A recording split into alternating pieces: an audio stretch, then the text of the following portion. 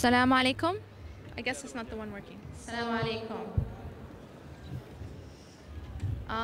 أعوذ بالله من الشيطان الرجيم بسم الله الرحمن الرحيم والصلاة والسلام على رسول الله وعلى آله وصحبه أجمعين من يهده الله فلا مضل له ومن يضلل فلا هادي له وأشهد أن لا إله إلا الله وحده لا شريك له وأشهد أن محمدا عبده ورسوله رب اشرح لي صدري ويسر لي أمري واحلل عقدة من لساني يفقهوا قولي.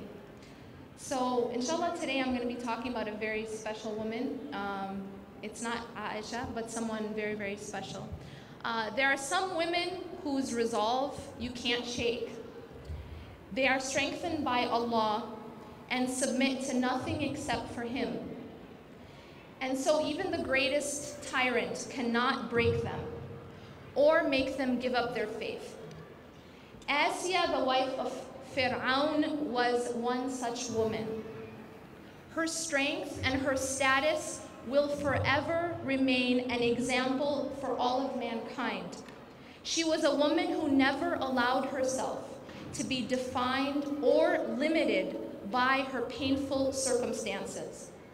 Instead, she carried in her such a deep faith and knowledge of who she really was that she was willing to die for what she believed in.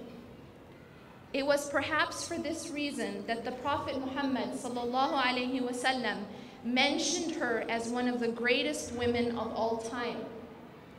One day, he was sitting with his companions and he drew 4 lines. And then he asked, "Do you know what this is?" And they replied, "Allah and His Messenger know best." He said that the best of the women of paradise are Khadija, daughter of Khuwaylid, Fatima, daughter of Muhammad, Asiya, daughter of Mazahim, the wife of Fir'aun, and Maryam, daughter of Imran. And this is Sahih Ahmad. Now, Asiya's story begins in Egypt, where she lived with her husband Fir'aun, the greatest tyrant of all time. After being told by a fortune teller that he was going to be overtaken by a man from Bani Israel, the children of Israel, Fir'aun gave orders that every other year the male babies would have to be executed. The Quran describes this horrific life of Bani Israel when it says what's translated as, "And remember, we delivered you from the people of Pharaoh. They set you hard tasks and punishments, slaughtered your sons, and let your women live. Therein was a tremendous trial from your Lord." And this is Surah Al-Baqarah, verse 49. So when Musa alayhi salam was born, his mother feared for his life. But Allah assured her that he would be safe and told her to place him in a boat on the Nile. The Quran tells us what's translated as, "And we inspired to mother of Musa, saying, suckle him, but when you fear for him, then cast him into the river and fear not, nor grieve. Verily, we shall bring him back to you and shall make him one of our messengers." And this is chapter 28, verse 7. And just as Allah had promised, Musa came safely to the shore, where he was found by Asiya. Asiya then convinced her husband to keep the child.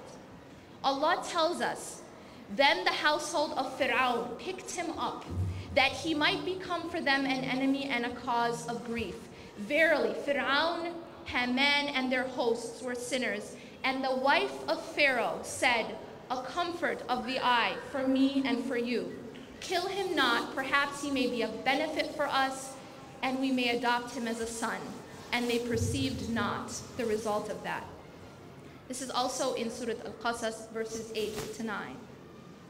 So Musa grew under that protection of Asiya, in the house of Fir'aun. Musa grew to be a great prophet who called his people to the worship of one God. But because of the oppression of Fir'aun, many people did not believe in him. He would threaten people. He had gathered all of his henchmen, and he had announced, Fir'aun had announced, "Ana rabbukum al-a'la." He had announced that, "I am your Lord most great." and he threatened anyone who tried to not believe in him as the one true Lord. And what happened was, for example, when the magicians believed in the message of Musa, Fir'aun threatened them with a great penalty. He threatened to cut off their limbs, their hands and their feet from opposite sides, and then crucify them on tree trunks. So this was the punishment that he had given to those who believed. Yet despite this persecution, Asiya believed in Musa's message, and she held firm to her faith. That faith was so strong that she was willing to die for it. When Fir'aun found out that she believed, he tortured her severely. But her belief in God was so strong that it made her an everlasting symbol. Allah subhanahu wa ta'ala says in the Quran what is translated as, God sets forth an example for those who believe, the wife of Fir'aun, who said, my Lord, build for me with you a house in paradise, and save me from Fir'aun and his doings, and save me from an unjust people. Now think about this. Asiya was a queen. She was the wife of one of the most powerful men to walk the earth. She lived a life of unparalleled luxury and wealth. And yet, Asiya knew that her true home was in paradise. She had no attachment to this life. Now, there are a lot of lessons we can learn from Asiya's life, and from this in particular. But one of the really beautiful lessons is, this, for me particularly, one of the most beautiful lessons of her story is the fact that despite all the persecution that she was going through, Allah subhanahu wa ta'ala made it easy on her, so much so that when she was being tortured, she actually smiled. And the reason why she smiled was because Allah subhanahu wa ta'ala answered her dua and allowed her to actually see her home in Jannah. And the reason why I find this particularly moving is because if Allah is with you, even your hardest struggles can become light. If you can see your home with Allah subhanahu wa ta'ala in Jannah, no matter what you're going through in this life, it can become easy. And what better example of that than this woman who's being tortured by the worst man ever to walk the earth. And yet she was able to bear it and even smile, because Allah subhanahu wa ta'ala was with her and he made it easy for her. And she had a greater attachment to her home in Jannah than to her home here. And because of that, everything that she dealt with, regardless of how difficult it was made easy for her. The second lesson, which I think is very important, is that she was married to a very tyrannical man who claimed to be the Lord, right? And yet she was not defined by him. Although he was her husband, and although that was her circumstance, she was not defined or limited by those circumstances.